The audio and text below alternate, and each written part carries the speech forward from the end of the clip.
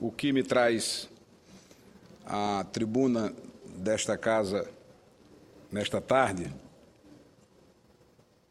foi a série de boatos que ocorreram no último final de semana em relação à possível extinção do programa Bolsa Família. Boato que, diga-se de passagem, não é novo. Ele apenas ganhou uma proporção diferenciada e alarmante. Em 12 ou 13 estados da Federação, verdadeiras multidões compareceram às agências bancárias, realizando mais de 920 mil saques, fruto deste boato.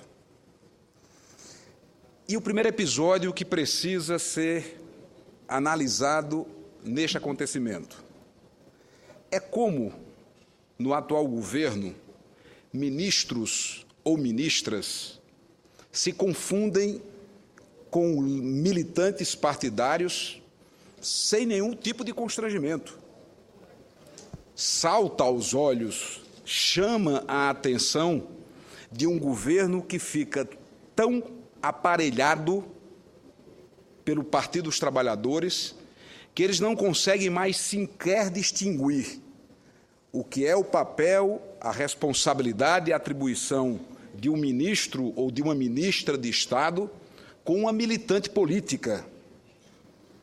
O despudor nesse aparelhamento do Estado chegou a essa proporção, porque na última segunda-feira, a ministra Maria do Rosário, através da sua conta no Twitter, declarou de forma expressa: boatos sobre o fim do Bolsa Família deve ser da central de notícias da oposição.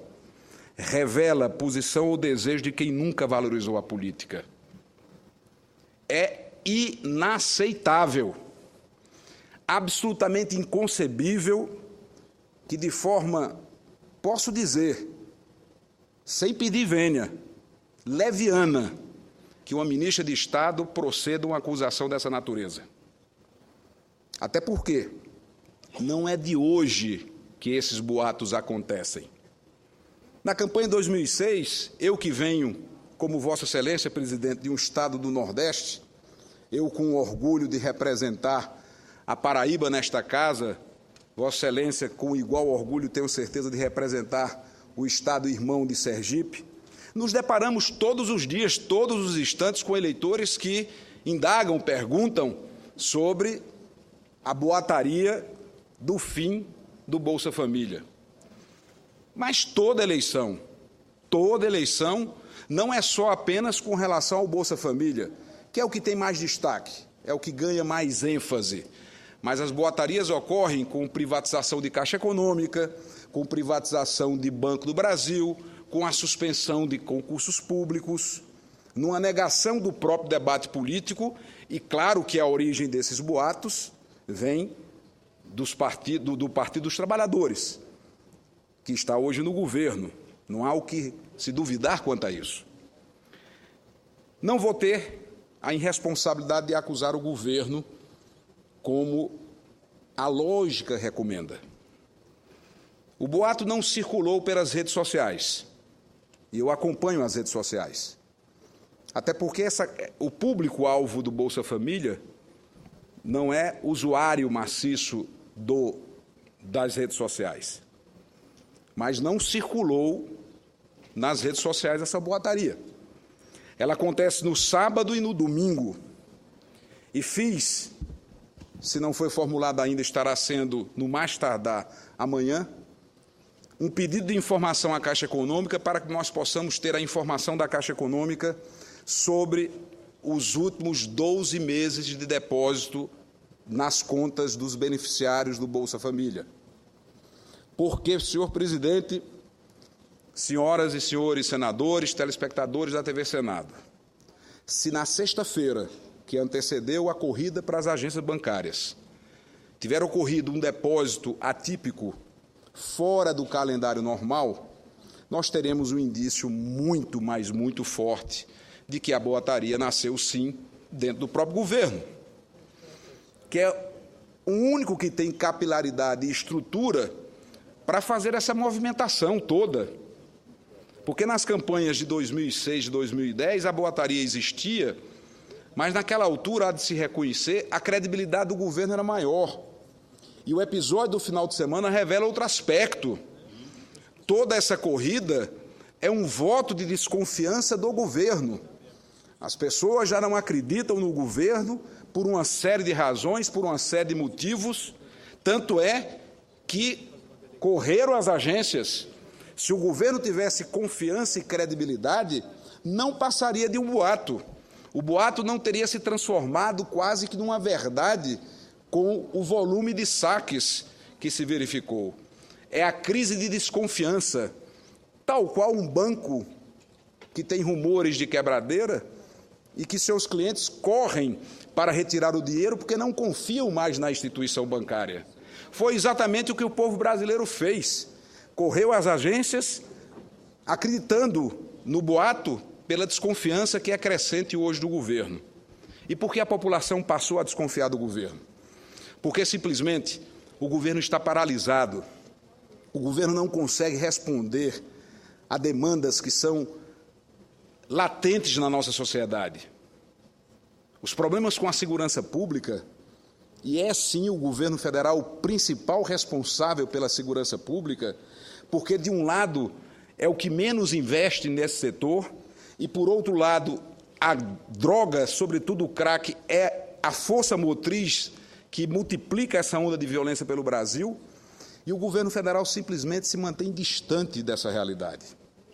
Os desafios da educação não precisam ser enumerados. Na saúde pública, agora outra manobra extremamente sofisticada, como jamais vi na história republicana do Brasil. Importar médicos cubanos significa trazer para o Brasil 6.000 militantes políticos para lidar com as camadas mais pobres. Em desrespeito aos médicos brasileiros, em desconsideração à nossa população, que para estes médicos o governo anuncia que não será cobrado o revalida, que é a prova, senador Armando Monteiro, que atesta o nível de conhecimento destes profissionais. E, curiosamente, eles vêm de Cuba e talvez possam vir da Venezuela para fazer este que reputo o mais sofisticado procedimento de aliciamento político da história do Brasil. Virão 6.000 médicos para doutrinar, fazer lavagem cerebral para a população mais frágil e mais carente do nosso país, quando os índices da Organização Mundial de Saúde apontam de forma clara que o Brasil tem, sim, uma má distribuição de médicos. Há uma concentração de médicos, inegavelmente, nos grandes centros, na faixa litorânea do Brasil. Mas temos médicos em quantidade suficiente para atender a nossa população. O que ocorre é a má distribuição desses profissionais. E, ao mesmo tempo em que se espalha o boato da Bolsa Família, se anuncia, por outro lado, a importação de médicos cubanos para fazer doutrina política. Você vê cada vez de forma mais nítida que, lamentavelmente, nós somos obrigados a constatar que o governo já não tem mais um projeto de Brasil e possui apenas um projeto de poder. E é um projeto que tenta prevalecer a todo preço, a todo custo, com qualquer que seja a prática. Com qualquer que seja a prática de aniquilar reputações, de eliminar adversários. Não faz muito tempo que esse plenário, sob a batuta do governo, tentou impedir a candidatura de Marina Silva, porque no desejar da presidenta Dilma, ela vai ser candidata única, não vai ter contraditório, porque o que se pretende é impor o pensamento único. O que se deseja é uma nação que esteja doutrinada politicamente por um pensamento que quer impor as suas convicções das mais diversas formas e de maneira, muitas vezes, extremamente sofisticada.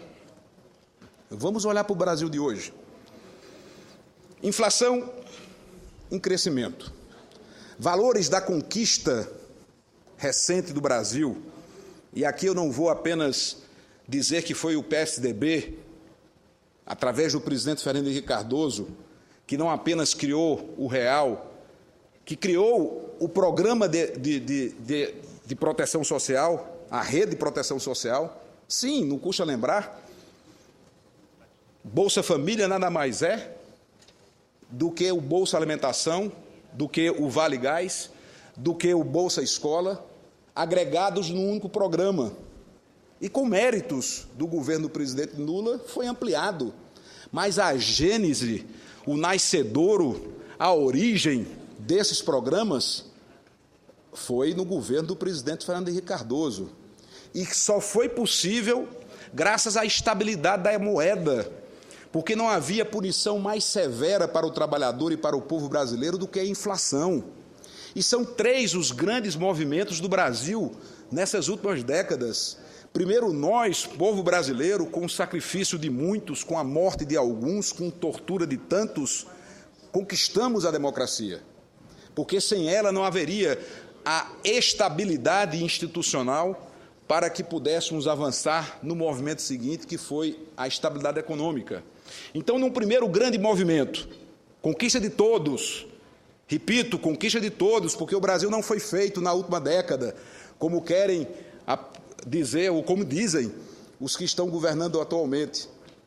Estabilidade democrática, política.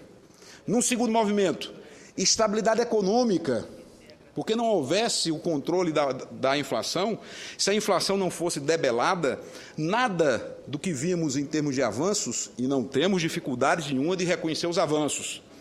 O que nós temos é que olhar para o futuro, o que nós temos é que olhar para o amanhã. E, de forma muito hábil, o governo e o PT comemora 10 anos de presença do PT no governo, porque não dá para comemorar isoladamente os 2 anos da presidenta Dilma. Eles somam os 8 anos do governo do presidente Lula, onde havia um cenário internacional, economicamente falando, extremamente promissor, onde indiscutível e inegavelmente, avanços foram registrados. Agora, é preciso lembrar sempre que esses avanços tinham um piso, tinham um alicerce, um patamar, que foi exatamente a estabilidade da moeda, que é um valor nosso. E essa estabilidade da economia foi construída com 3 princípios: as metas inflacionárias rígidas, o ajuste fiscal e o câmbio flutuante. Era o tripé de sustentação dessa política econômica bem-sucedida. E talvez, dentre tantos outros méritos que o presidente Lula possa ter tido, um dos maiores méritos que Lula teve foi ter dito: esqueçam o que eu disse no passado, esqueçam o que eu preguei como oposição, porque agora a regra será essa. E o que fez, sábia e maduramente, o presidente Lula? Manteve rigorosamente a base, ou seja, esse tripé que sustentava a nossa política econômica, com a presença, inclusive, de Henrique Meirelles, do Banco Central, deputado federal eleito pelo PSDB. Não apenas incorporou o nosso programa, não apenas incorporou a nossa proposta de política econômica, como foi buscar quadros dentro do próprio PSDB para compor o seu governo. Méritos para Lula. E, muito bem, hoje, no atual governo, o câmbio já não flutua mais há muito tempo. É um dos últimos remédios para manter ainda a inflação sob controle. O governo, de forma equivocada, utiliza-se do câmbio para manter uma pressão inflacionária, em prejuízo de uns e em favor de outros. A segunda perna, ajuste fiscal rigoroso. Esse já foi para o espaço há muito tempo. O governo federal, ano passado, não conseguiu fazer sequer superávit primário. Para quem não sabe o que é o superávit primário, traduzindo para quem não conhece essa linguagem mais técnica, digamos assim, é quando você desconta os juros da dívida e analisa o que o governo arrecadou e o que o governo gastou com o restante, sem computar, sem calcular as despesas com o pagamento da dívida pública. Pois bem, no campo fiscal, rombo de 20 bilhões de reais. O governo não fechou as contas em 20 bilhões de reais. E, ao final do exercício, fez lá uma química contábil. Fez lá uma maquiagem. Artificializou o pagamento de dividendos do Banco do Brasil, do BNDES, da Caixa Econômica, para fechar a conta dos 20 bi. Ou seja, é um governo que exige responsabilidade fiscal dos estados, é um governo que exige responsabilidade fiscal dos municípios, mas é o mesmo governo que rasgou, literalmente rasgou, uma das maiores conquistas do Brasil moderno, que foi a Lei de Responsabilidade Fiscal. Aí vamos agora para a terceira perna desse tripé, meta inflacionária. Não apenas o governo já não atinge a meta da inflação, como ele já atingiu o teto. Em fevereiro, ao contrário, já ultrapassou o teto da meta inflacionária. E não consegue tratar da nossa economia de forma conjunta. As ações são estanques, espasmos de desoneração, espasmos de política industrial, espasmos de estímulo à produção, porque, na verdade, o que há é um governo que não consegue fechar suas contas, porque não faz muito tempo bateu a casa dos 39 ministérios. 39 ministérios. Uma máquina pública que não para de crescer. E essa máquina custa para o cidadão. Os contribuintes pagam e financiam essa máquina. E o descontrole se revela nas contas públicas, que não fecham. Vou repetir, o governo não consegue sequer fazer superávit primário, que é o beabá, que é o dever de casa, que é a mais básica das conquistas de uma gestão fiscal responsável. O mínimo de responsabilidade fiscal que você pode exigir de um governante é, sem dúvida, atender à meta de superávit primário. E é este o cenário que estamos convivendo. Eu escuto com muita alegria o senador Armando Monteiro. Senador Cássio, eu quero me congratular com Vossa Excelência. Acho que sua palavra, além de me ser sempre muito acatada, porque Vossa Excelência tem uma liderança na minha região e é uma voz sempre muito respeitada, Vossa Excelência traz aqui uma preocupação com essa questão do ambiente macroeconômico. Eu quero compartilhar com Vossa Excelência essa preocupação. Veja, meu caro senador Cássio, em muitos países hoje não se discute mais a política macroeconômica, não entra no debate eleitoral e no debate político, porque o núcleo fundamental dela é preservado hoje. Ninguém ousa desafiar os pilares, vamos dizer, da lógica de uma política macroeconômica. O debate se dá em outros ambientes, porque representam algo que corresponde a uma conquista, a um valor social, a um reconhecimento amplo de que um país não pode ter uma trajetória exitosa sem ter um ambiente macroeconômico saudável e equilibrado. E diz muito bem Vossa Excelência, o que temos hoje é uma falta de coordenação entre a política fiscal, a política monetária e a política cambial. Porque, além desse tripé, é fundamental que se opere a política com um sentido de coordenação.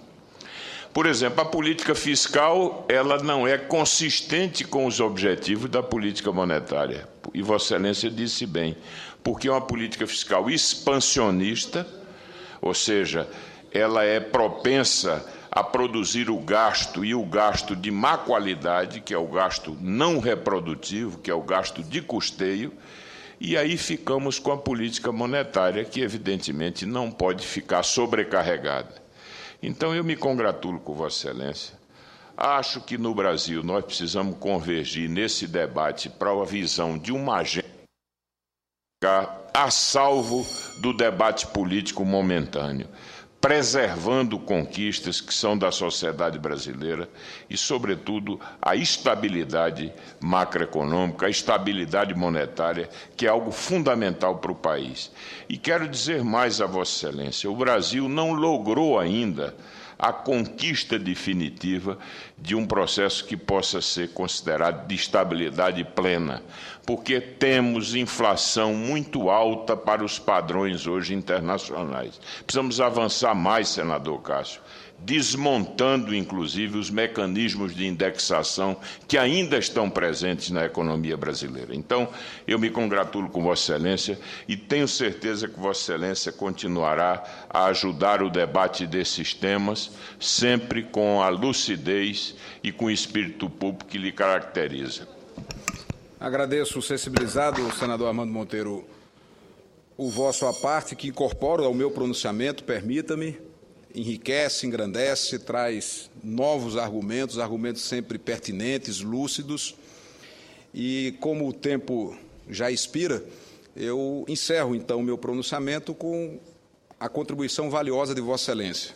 Apenas concluindo toda a construção desse pensamento, que é chegada a hora de elevarmos o nível da política, de olharmos para o Brasil e construirmos juntos, como sociedade que somos, mais uma etapa desse ciclo histórico, que de forma recente começa com a redemocratização, passa pela estabilização da moeda, da economia, completa-se com avanços no campo social, mas que nos aponta para a necessidade de construirmos um país moderno e competitivo.